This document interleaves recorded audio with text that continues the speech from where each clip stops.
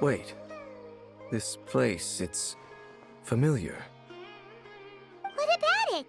It looks pretty normal to Paimon. Was it like this hundreds of years ago, too? Yes. The forest has barely changed from how I remember it. There is very little human activity here, after all. Let's search the area and see what we can find.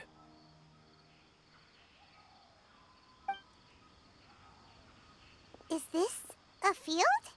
It must belong to whoever owns that house over there. But it looks like it's been abandoned for a long time. You could be forgiven for thinking nothing was ever grown here.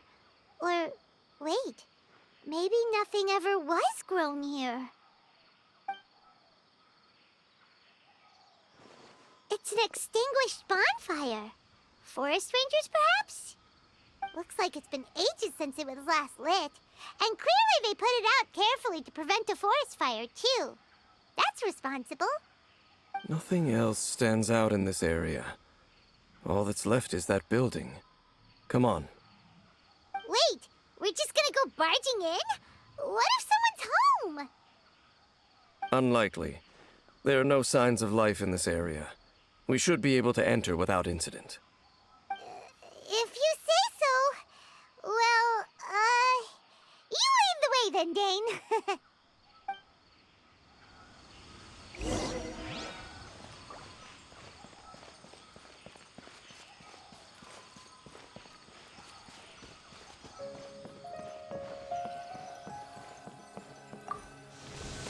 Huh. So there really isn't anyone home. Ugh, this place is so dusty. Paimon bets no one's lived here in years. Investigate carefully. We mustn't miss a single detail. This bed looks pretty ordinary. Huh. There's nothing underneath it either. What sort of person would want to live here? It's so dark and damp. Can't be all that comfortable.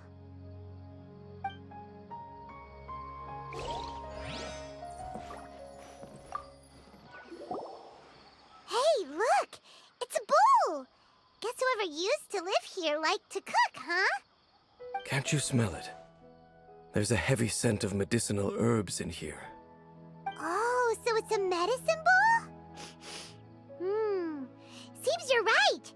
You've got a good nose on you, Dane.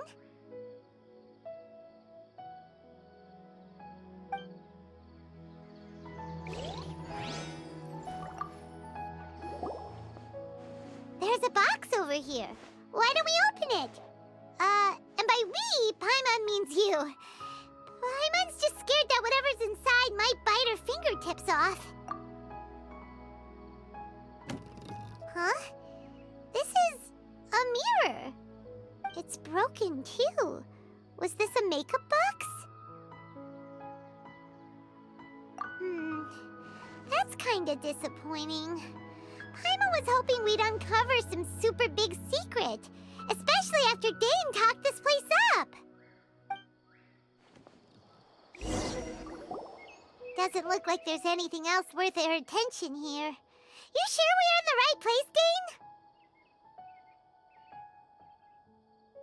My memories are quite foggy, but my subconscious and instincts both assert that something once happened here. But we'll exhaust ourselves if we search aimlessly. I hear noises outside. Let's go and check. Noises? Is it... It's not much. Just some minor adversaries.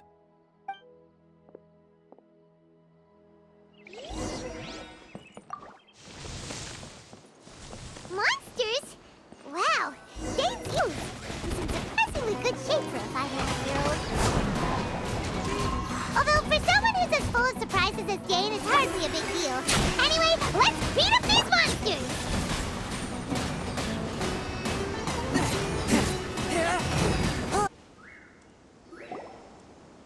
I doubt that the appearance of those monsters was wholly random. There must be something nearby that attracted them. A ley line anomaly, perhaps. But it seems to be more than that. Okay. I'll go slightly further out to investigate any issues with the nearby ley lines. I might be a while. You should wait for me here. What? You're going alone? You better not be trying to keep some secret from us. Your suspicions are as banal as they are unwarranted. I merely think that this house should remain the focus of our investigation, and as such, someone ought to stay here and keep an eye on it. Not to mention that if even forest rangers are capable of investigating ley lines, I will be more than able to handle it alone. Fair enough. Guess we'll just camp out here then.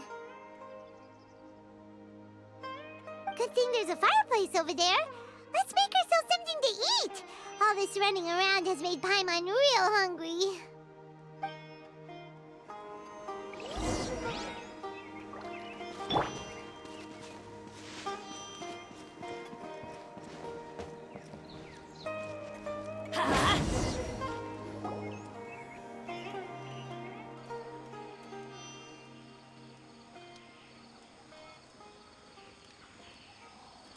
Your cooking is as good as ever. Even if there was no other reason, the food alone would be enough for Paimon to stick with you.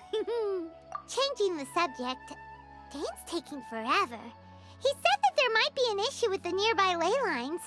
How bad do you think it could be? We came together, but now it's back to just being the two of us again.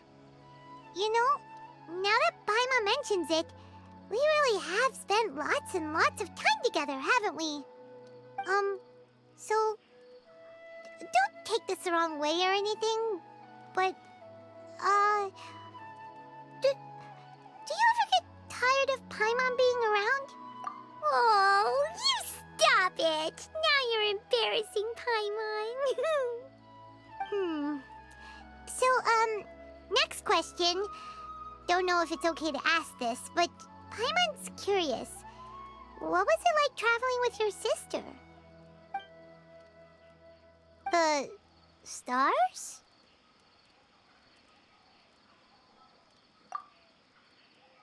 Wow.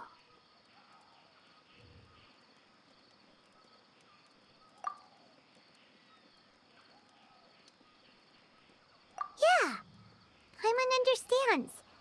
Being separated without even knowing the reason why, it's just terrible. But we'll find the truth together. Sure as Paimon's your guide. Just you wait, Heavenly Principles, and you too, Teyvat. You know what? We've talked too long about this sad stuff. Let's talk about something happy instead, 'cause if you're sad, Paimon will be too. All right. It's getting dark, so why don't you rest? Paimon will take first watch. Don't worry, no monster's gonna come and eat you up. Oh, come on! Don't say that! Paimon just wants to look after you for once. Nighty-night. Go on, shoo! Off to sleep!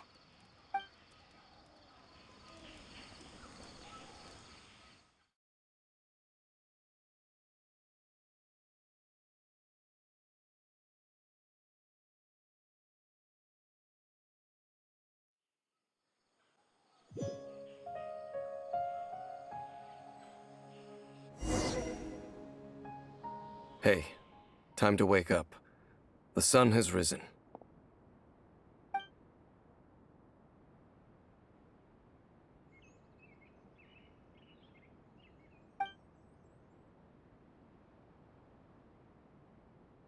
What a deep sleeper. You do know that we need to... Tear stains. You dreamed of your sibling last night, didn't you? All right. Rest here a bit longer then. I'll head into the forest to investigate.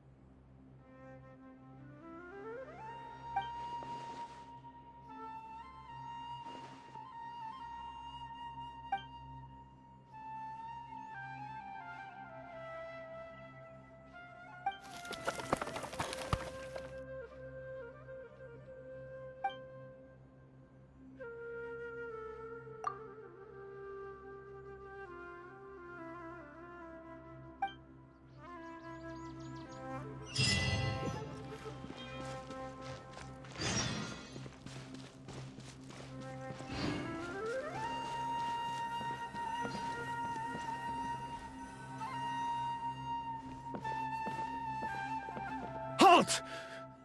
What do you think you're doing? This place is not whatever you think it is. Nor should you be poking your nose into my business. Begone! Your travel companion. You mean the one that was keeping watch by your side last night? Your companion departed for the forest early this morning. That much I saw with my own eyes.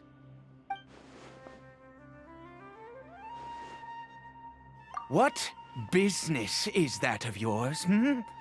All you need to know is that I claimed this place first, and what I do here is none of your concern. Do I make myself quite clear? Leave.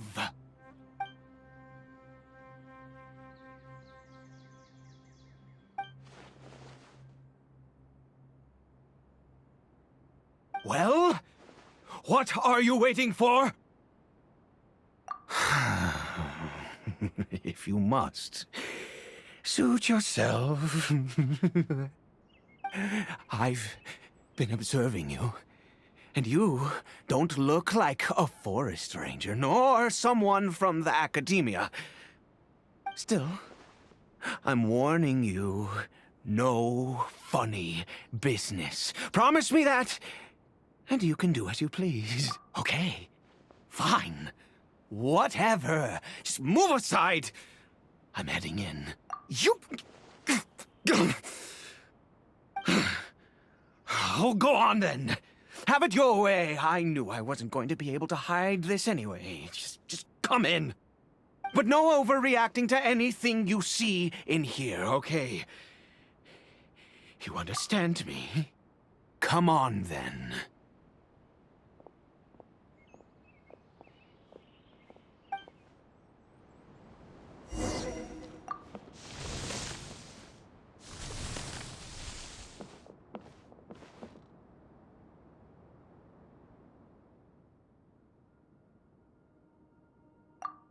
Mind your own business.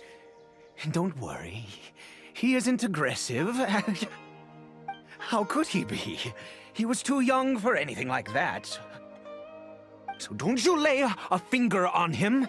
Just find yourself a corner to rest if you're tired or cold. Huh? You know Conria? Who are you? Exactly. And how do you know I'm from Conria?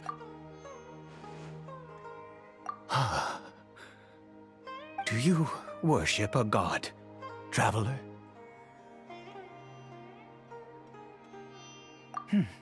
Sounds like you've had an eventful life. All right, well, my name is Ida, and you are correct. I was once Conrian. I apologize for my earlier hostility, but you must understand, as far as I'm concerned, humans who do not worship the Seven are nigh extinct. And all who place faith in the gods are my enemies. That may be. But the fact is that chances to talk to people like yourself have been few and far between since the Cataclysm. This wretched curse of immortality. Who knows how long I must continue to suffer like this? The curse. It was a little gift given to the people of Conria by those vile gods. We lost our home. Our loved ones. Everything. The agony of the cataclysm itself was already too much to bear, but then came the curse, robbing us any chance of release. All we can do is watch helplessly as our souls erode and our bodies decay.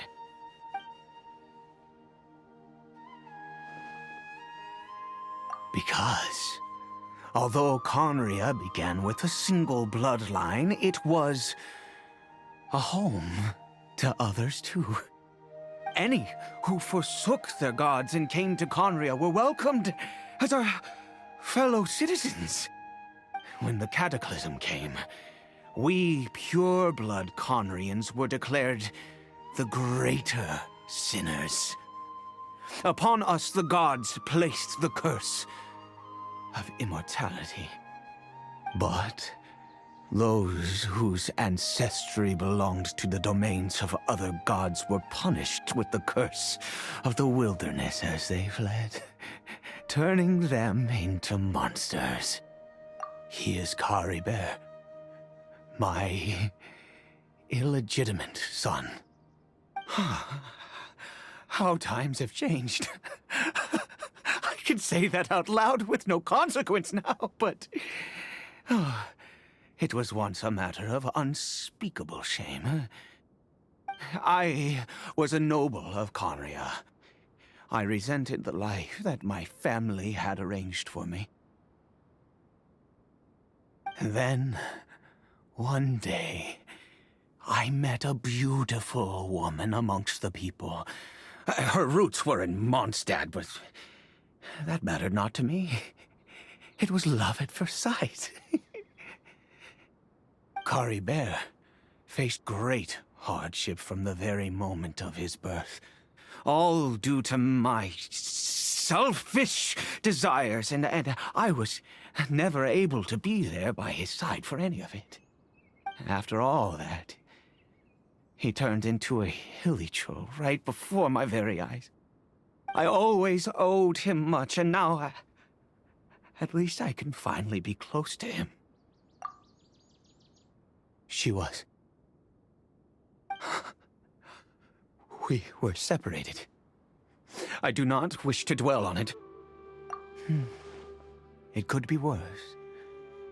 I suffer the pain of loss because I once had everything I could wish for.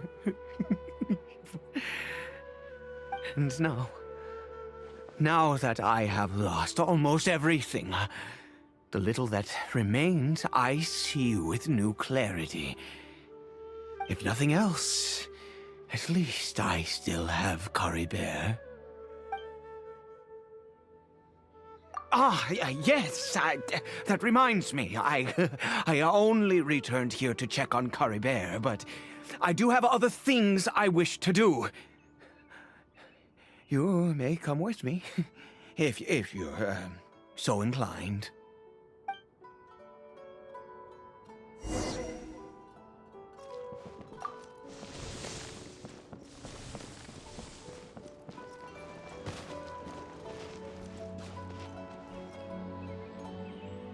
Over here. I'm sure you're wondering why I brought Caribert here to Sumeru. Well, it's because he needs a medicine that can only be made here. One which will help him to recover his clarity of mind.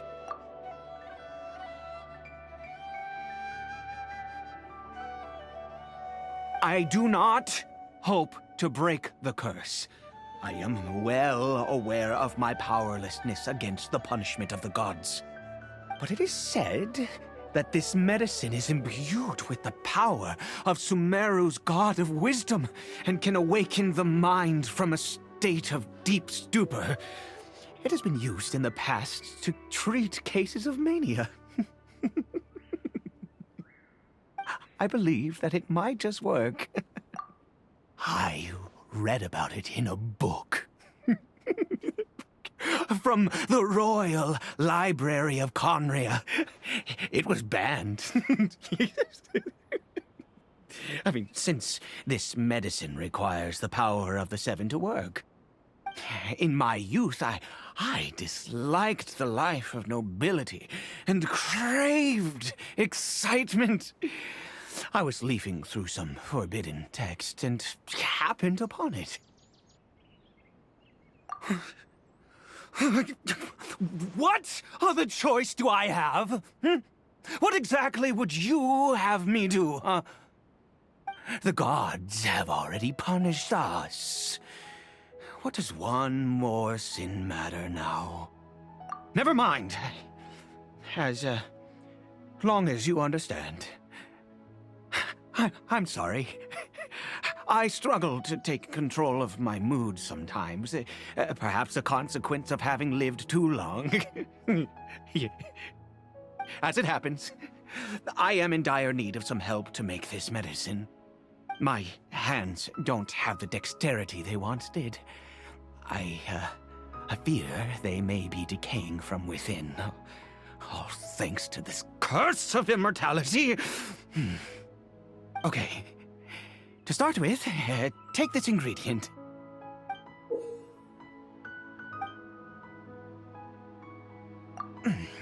Also, do you have any, of Sumeru's regional specialties on hand? I believe they're called Kalpalata lotuses and Sumeru roses. Oh, wonderful! Oh, in that case, we have everything we need. This is the method for making the medicine. You just need to follow the steps.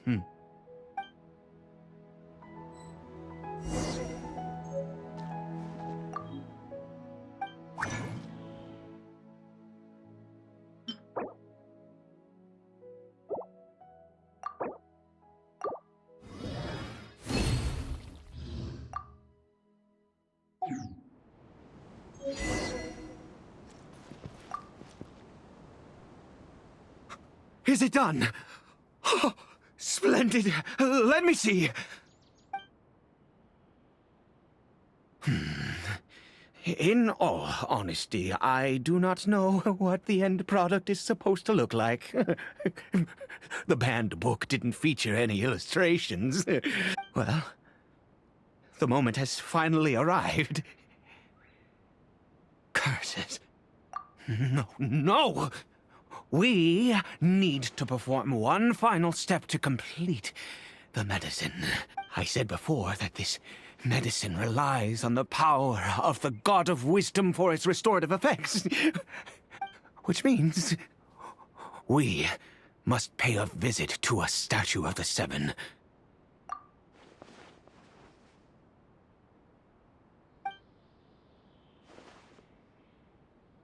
Let's go. Bring the medicine with you.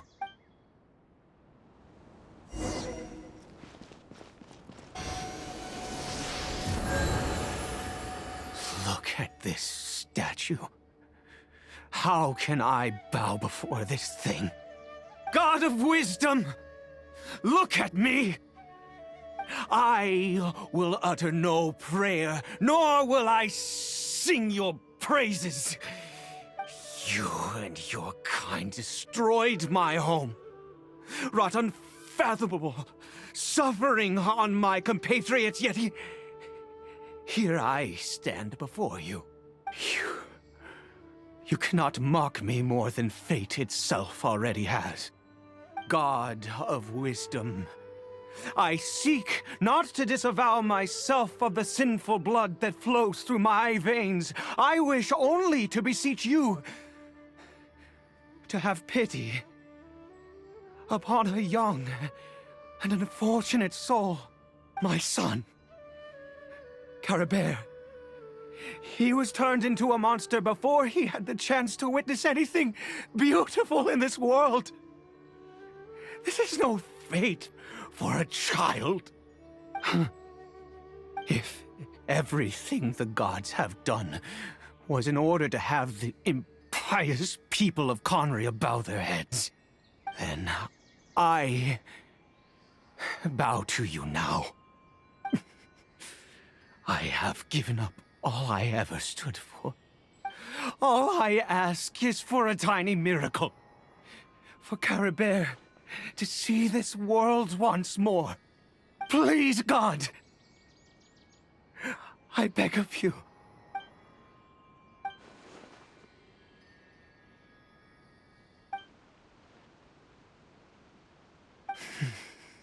I have made quite enough of a fool of myself for one day.